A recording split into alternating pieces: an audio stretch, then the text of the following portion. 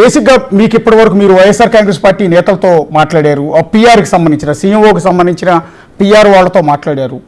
So నిన్న మనం telecast చేసిన ఒక స్టోరీ మీద, అది పర్టికులర్గా మీరు లైవ్ ఇచ్చిన ఆ స్టోరీ మీద కొంత అబ్జెక్షన్ కూడా రైజ్ చేసిన వైఎస్ఆర్ కాంగ్రెస్ పార్టీ, దాన్ని ఖచ్చితంగా మనం గౌరవిస్తాం. ఎందుకంటే మీడియా పరంగా ఒక ఛానల్గా మనకున్న సమాచారం టెలికాస్ట్ చేసేది అది కాదు, అది తప్పుడు సమాచారం అని వాళ్ళు అన్నారు. దాన్ని యాక్సెప్ట్ చేద్దాం.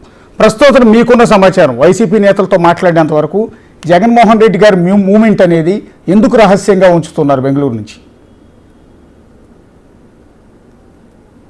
రైట్ అశోక్, మొత్తం మీద చూసుకుంటే ఇక్కడ ప్రధానంగా ఒక అంశాన్ని మనం చూడాలి. వైఎస్ఆర్సీపీ అధికారికంగా ప్రకటన చేసినా చేయకపోయినా కానీ బెంగళూరులో ఈ 2 రోజుల కాలంలో ఆయన పార్టీకి సంబంధించిన కీలక నేతలతో సమావేశమయ్యారు అనేది అందరికీ తెలిసిన విషయమే. ఆ పార్టీ నేతలు అనధికారికంగా కూడా చెప్తా ఉన్నారు. కానీ అధికారికంగా నిన్న మనం ఇచ్చిన లైవ్ని బేస్ చేసుకొని కూడా ఆ పార్టీ ట్విట్టర్ వేదిక ఒక ప్రకటన చేసింది. వైఎస్ఆర్సీపీ అధినేత జగన్మోహన్ రెడ్డి ఎవరితో భేటీ కాలేదు, కొంతమందిని పిలిచారు, కొంతమందిని పిలవలేదని ప్రచారం చేస్తున్నారు, ఇది సరైనది కాదు అన్నారు. సో వాస్తవంగా వారు సరైనది కాదు అన్నప్పుడు అసలు జగన్మోహన్ రెడ్డి బెంగళూరులో ఎందుకున్నారు, ఆయన అక్కడ ఉండటానికి గల కారణాలు ఏంటి, ఆయన మూవ్మెంట్ ఏంటి అనేది కూడా ఖచ్చితంగా తెలియాల్సిన పరిస్థితి. ఎందుకంటే ఆంధ్రప్రదేశ్కు సంబంధించి శాసనసభ పరంగా ప్రతిపక్ష హోదా లేకపోయినా కానీ ఆంధ్రప్రదేశ్ ప్రజలకు మాత్రం ఆయన ప్రధానమైన ప్రతిపక్ష నేతగా కూడా భావించాలి. కానీ ప్రస్తుతానికి చూసుకుంటే ఆయన వైఎస్ఆర్సీపీ అధినేతగా ఉన్నారు, ఒక మాజీ ముఖ్యమంత్రిగా. సో ఆయన మినిట్ టు మినిట్ అప్డేట్, ఆయన ఎక్కడున్నారు, ఎందుకున్నారు అనే తెలియాల్సిన అవసరం రాష్ట్ర ప్రజలకు తెలియాల్సిన అవసరం అయితే ఖచ్చితంగా ఉంటుంది. కానీ ఇటు జగన్మోహన్ రెడ్డి గత 4 రోజులుగా బెంగళూరులో యెహలంక ప్యాలెస్లో ఉన్నారు. కానీ ఆయన ఎవరితో భేటీ అవుతున్నారు, భేటీ అయ్యారా లేదా అనే దానికి సంబంధించి ఆ పార్టీ నుంచి అధికారిక సమాచారం అయితే ఎక్కడా కూడా వెలువడలేదు. మరొక వైపు ఆ పార్టీ నేతలే 2 రకాలుగా చెప్తున్నారు.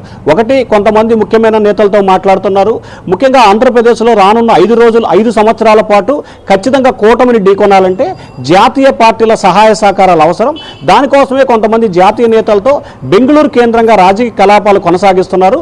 ఇటు ఆంధ్రప్రదేశ్లో కానీ తెలంగాణలో ఉంటే ఇంటెలిజెన్స్ వ్యవస్థ ద్వారా ఈ ప్రభుత్వాన్ని తెలిసే అవకాశం ఉంది. కాబట్టి గతంలో ఇబ్బందులు పాలయ్యాం కాబట్టి ఇప్పుడు కర్ణాటక వేదికగా కూడా పావులు కదుపుతున్నారు అనేది ఒక వర్గం. రెండో దానికి సంబంధించి గత 5 సంవత్సరాల కాలానికి సంబంధించి ముఖ్యంగా మద్యం, ఇసుకకు సంబంధించి ప్రతి ఒక్కరూ కూడా అవినాష్ రెడ్డి, పెద్దిరెడ్డి లాంటి కీలకమైన నేతలే చూశారు. దీనికి సంబంధించిన ఆర్థిక వ్యవహారాలకు సంబంధించి కూడా బెంగళూరు కేంద్రంగా కూడా ఒక చర్చ జరుగుతుంది.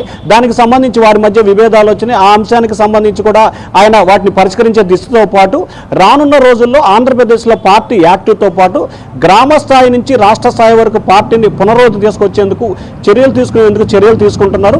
ఇక్కడైతే కొంత డిస్టర్బెన్స్ ఉంటుంది, రకరకాల సమస్యలు, రెగ్యులర్గా పార్టీ నేతలు రావడం, అలాగే ఇప్పుడున్న సమస్యలు చాలా మంది పార్టీ నేతలకు సంబంధించి బిల్లుల విషయంలో కానీ టికెట్ల విషయంలో కానీ చాలా గందరగోళం ఏర్పడింది. సో ఈ గందరగోళాన్నిటికి దూరంగా బెంగళూరు కేంద్రంగానే ఆయన కార్యకలాపాలు కొనసాగిస్తున్నారు అనేది ఒక వాదనగా చెప్తా ఉన్నారు. సో మొత్తం మీద చూసుకుంటే అసలు బెంగళూరులో ఉన్నప్పుడు ఎందుకు రెస్ట్ తీసుకుంటున్నారు? అయితే జగన్మోహన్ రెడ్డి రెస్ట్ తీసుకుంటున్న దానికి సంబంధించి గత ఆయన ముఖ్యమంత్రిగా ఉన్నప్పుడు కానీ ప్రతిపక్ష నేతగా ఉన్నప్పుడు కానీ ఖచ్చితంగా విశ్రాంతి కోసం ఆయన విదేశాలకు వెళ్ళే అలవాటు ఉంది. ఎన్నికలు ముగిసిన తర్వాత కూడా దాదాపుగా 7-8 రోజుల పాటు ఆయన విదేశాలకు వెళ్ళి ప్రత్యేకంగా రెస్ట్ కూడా తీసుకొని తర్వాత వచ్చారు. సో ఇప్పుడు రెస్ట్ తీసుకోవాల్సిన అవసరం కూడా లేదనేది మరొక వాదనగా కనిపిస్తోంది. సో బెంగళూరు కేంద్రంగా రాజకీయాలకు సంబంధించి మాత్రమే అత్యంత ముఖ్యమైన వ్యక్తులు, అది ఒకరా ఇద్దరా లేకపోతే ఎంతమంది అనేది తెలియదు, కానీ ఖచ్చితంగా అత్యంత ముఖ్యమైన వ్యక్తులతో రానున్న రోజుల్లో ఆంధ్రప్రదేశ్లో పార్టీకి సంబంధించి ఏ రకంగా ముందుకెళ్ళాలి, ఖచ్చితంగా కూటమిని ఢీకొట్టడం అంటే ఇప్పుడున్న పరిస్థితుల్లో చాలా కష్టతరంగా మారుతూ ఉంది.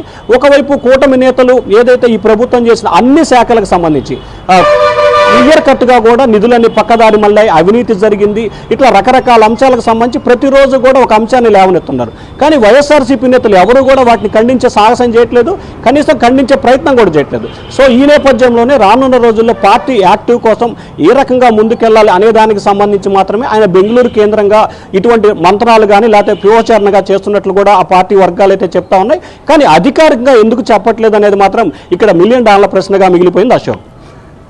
Thank you Shiva. ఒకసారి గెస్టుల దగ్గరికి వెళ్దాం.